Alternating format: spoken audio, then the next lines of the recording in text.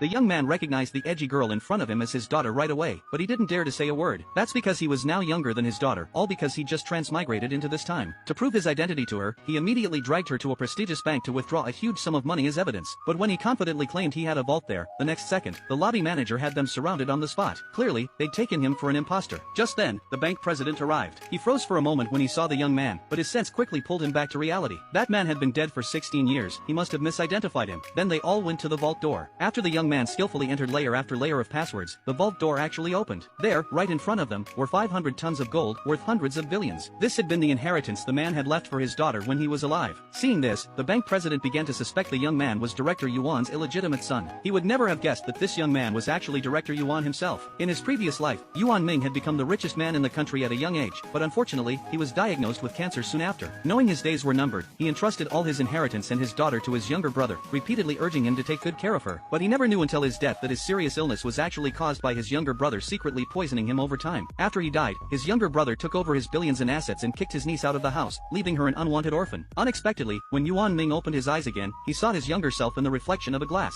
He initially thought he'd gone back to his 20s, but the surrounding environment and the ads at the entrance proved he hadn't returned to the past. Instead, he transmigrated to 2025. Calculating that his daughter should be 19 now, she ought to have grown into a graceful young lady from a wealthy family. Thinking this, he hurried home to see her. Not far away, an edgy young girl caught his eye. Watching her unconventional and bold dance moves, he couldn't help but laugh. The girl immediately took offense and angrily asked what was so funny. It was at that moment that Yuan Ming suddenly caught a glimpse of the birthmark on the girl's shoulder. It was exactly the same as his own daughter's. But looking at the girl's street-style outfit, he dismissed the thought. After all, his daughter should have been an outstanding young lady from a wealthy family. Just as he was about to leave, he accidentally stepped on the employee ID the girl had dropped on the ground. When he picked it up and looked at it, he was shocked. It was his daughter. Since being kicked out of the house, the girl had been working in a factory to make a living. Now, the factory had even withheld her wages and dragged her out by force. Seeing his daughter in such a pitiful, disheveled state, Yuan Ming's heart ached. So he took her to the bank where he'd kept his assets. At the sight of the piles of gold bars in front of her, the girl's mouth hung open in shock. Now that he'd been reborn, Yuan Ming first needed a place to stay. He told the bank president to arrange a property for him right away, with only one condition: it must be no worse than his younger brother's house. At that moment, his younger brother, Yuan Minghua, also came to the bank only to be stopped by security guards, who told him the bank was closed for the day to serve a VIP client. Little did he know that VIP client was his own older brother. The girl followed this young, successful tycoon home, secretly wondering if he'd taken a fancy to her good looks. But when she threw herself at him, she was completely ignored. Yuan Ming decided to send his daughter back to school. When she stood in front of him, dressed in a neat school uniform, he sighed in relief and thought, this is what my daughter should look like. But as soon as they arrived at the school, they ran into Yuan Minghua's malicious daughter, who was used to bullying the girl. The moment she saw her, she walked over to humiliate her. Who do you think you are, coming here with only a middle school education? You get a new haircut and suddenly you're putting on airs as a wealthy young lady? Yuan Ming immediately stepped in front of his daughter to protect her. The scheming girl had no idea this